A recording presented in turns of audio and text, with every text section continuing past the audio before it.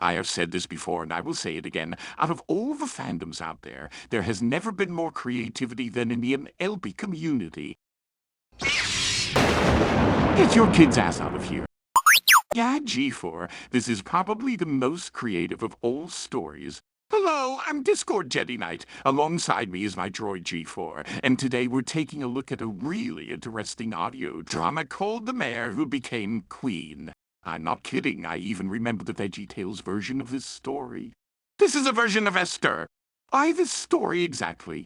I have no idea, but as a Christian myself, I decided to take a look. Yeah, all right. I admit Fluttercord was the real reason that I wanted to see what this was about. In fact, I didn't even know this was an audio drama. I was scrolling down the FIC Fluttercord page one day when I saw this, and it looked cute.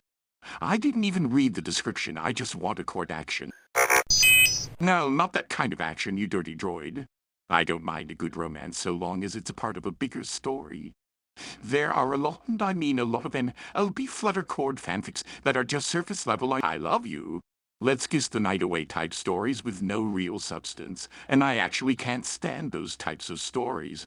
If there isn't an actual lesson to learn from it, and it's just fangirl or fanboy trash, then you can count me out, whether it's Fluttercord or not. Hey, whose side are you on? Just because I read the majority of those stories doesn't mean I don't have criticism of them. Yes, I have read nearly every one of those fanfics of me. We're not talking about that. Let's get back on track, shall we? Okay, while I do like the audio drama, it has only 3 episodes out, and I want to review not the audio drama per se, but the story itself. Yes, we'll strip away the glitz and glamour of the production, the incredible artwork, as well as the great voice talent. We'll be looking at the story, reviewing all of it from the FIC page. Yes. I will also strip away my fanboy freakout over Fluttercord too. We're going to look at the story, so spoilers for the audio drama as well as the fanfic in this video. Links to the FIC page as well as the audio drama itself will be in the description below. Remember to give the creator, Miss Koifish Pony Productions, some attention sadly. It's been 3 years and no update on the drama. If it weren't for my own work on my own audio drama, I would love to help finish this amazingly well-written story. Look, I get it.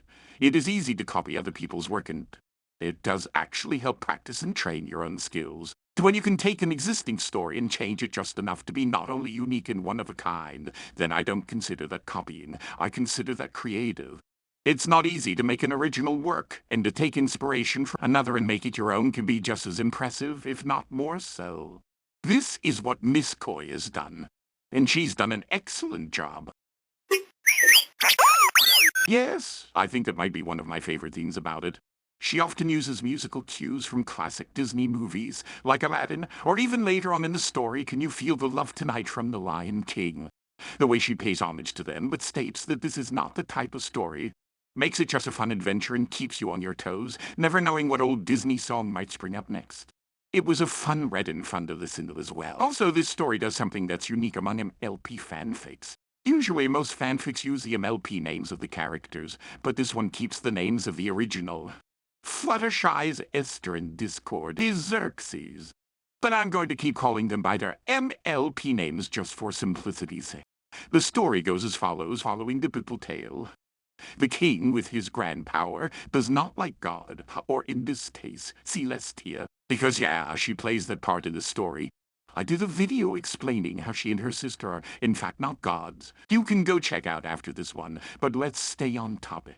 Discord outlaws praise of her in his kingdom, and anyone who does is wrongfully punished for their faith in her. Meanwhile, a simple peasant mare must hide her faith among her own kingdom. When the king's queen refuses to dine with him, tired of his control, he banishes her to the dungeons and begins in search of a new queen. His royal guard, Twilight, who is cousins with Fluttershy, goes to the town and takes all the best-looking mares she can find for the king. She tries to let Fluttershy escape, but due to the king's right hand, who is Trixie, in this version, Twilight has no choice but to capture Fluttershy as well and take her to Discord. The king meets all the ladies at a party and grows bored and unhappy with them. He wants a good queen, and when it is Fluttershy's turn, she actually notices he's upset and tries to comfort him and make him smile. Surprised by this, the king soon takes a liking to her, and when it's revealed she can sing, he requests to hear her voice. She sings a song similar to her prayer song, changing it a bit so the king won't punish her. He's so infatuated with her that he chooses her to become queen. All right, that is where it stops in the audio drama. But in the fanfic, there's quite a bit more. Fluttershy hopes with all her faith that she will somehow get through this without revealing the truth to her lord or risking his wrath. Meanwhile, Discord slowly becomes excited to see her, excited to have her come to his throne room and live in his grand floating castle. He truly begins to gain feelings for her and wants her to like him for who he is, not just because he's a mighty king, and the two start sharing time together where he starts showing her the nicer side of himself. At the same time, she must stay on her toes. She must keep not only her religion a secret, but her best friend and cousin, the royal guard, as well. If it was known that they knew each other, they both would be quickly punished. But as Fluttershy starts falling for the king, she questions how long she can hide the truth. So she decides she must confront him soon, and perhaps he would change his ways for the better. Could she, that though, of all people, convince him to change his mind and at least accept and no longer punish those who praise a power greater than his? Trixie captures Twilight after discovering that Twilight too has faith and soon plans to bring her the king, who is getting ready to confess his feelings for Fluttershy. But Fluttershy rushes in, and as they get comfortable and he's about to tell her, she confesses her faith to the king just as Trixie bursts in with Twilight. Now he must make a hard decision. Should he uphold his own laws and punish not only his most trusted soldier but his beloved? Or should he do as his right hand says and punish them both? Yeah, I know, tough call. But in the end, Fluttershy is able to stand up for her cousin and convince the king to give a lesser sentence and be more just and less cruel. Much to Trixie's dismay. Realizing he loves her too much, he does asks and walks away, feeling hurt and betrayed. But not before punishing Trixie for her own outcries against the king. Being merciful, though as Fluttershy asked, he doesn't give her too heavy of a punishment either. Surprised that even after everything Trixie has done to her and her cousin, Discord is astonished when Fluttershy demands mercy even on her enemies. Instead, Trixie now has to take care of some animals as a punishment for her crimes. In the end, though, after the two have a moment where Discord finally reveals he does love her and wants to marry her, she agrees she will one day when she does fall in love with him in time.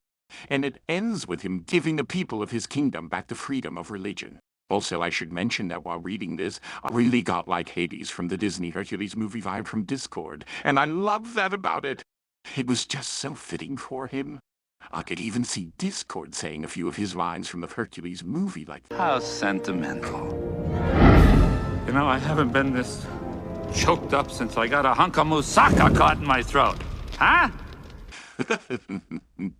What is my review of the story? I'm talking about this version, not the biblical tale. So I really want to compare this to Disney's Hercules in its execution of an original tale. The jokes, the humor, and the feel of it only serve to elevate the original. Is it better than the original? No, but I do like it. I can get a kick out of it. And it still holds the same lessons and feel and message of the original. In my eyes, this is what a good retelling of any story should be. I have to cheat for, but I promise I won't go overboard. The Disney live-action remakes are a terrible excuse for retellings, not because they retell the same story, but because they don't add anything of value or uniqueness most of the time. They feel so soulless because they just don't understand what makes the original so good. Which, by the way, all those classic Disney movies are actually retellings of even older stories, but with a new, fresh perspective that actually adds to the original but doesn't detract. They still get the same lesson from the original out there, albeit in a more kid-friendly way. The only live-action remake in the last decade that got it right was Dumbo. Which is why I still do love Dumbo. It changed enough to be the same story, but unique enough for me to enjoy it. Is it better than the original? No. Live-action remakes, retellings of an older story, can actually be amazing if done right with soul and purpose that actually keep the same lesson taught by the originals. I think The Mare Who Became Queen is a great example of this, and truly do hope that one day the audio drama does eventually finish. And while I keep pointing the finger at Disney, it's not just Disney, it's all sorts of live actions too. That AR, The Last Airbender, was a fantastic show. And the live action ruined one of the most important moments of the series. They say they changed Sokko because he was too sexist in the original. What they don't realize is that was the point. Sok being sexist and then later learning the true value and strength of a woman through not only his experience with his girlfriend, but his sister makes him a better man and teaches young males not to be sexist. By removing this, you only detract from the story. This is not something we should ever do. When retelling a story, you should always think about what you can add to it that makes it unique and adds value to the story, just as McCoy did with his story. Changing it because you think it's so cold toxic or just because you don't like it doesn't make it better, especially if you can't see the value in the original story to begin with. And if you can do that, then make something new and stop ruining what came before. Who knows? Your work might be just as popular, if not more so, than the old if given the chance. The big thing is with all these stories you have to learn is it's called character flaws, and without them, not only can we not connect with the characters, we cannot learn from their mistakes. For that reason, I give this story a solid 9 out of 10, a great read and a fun watch. One that I highly recommend you give a shot, whether you're religious or not. Yeah, sorry, I tried not to go on a tangent, but it had to be said. With that said, this is a great story and a great audio drama. Please go give the creators some recognition for me. I also have an audio drama based off an original story I wrote. Here you can watch that series as well.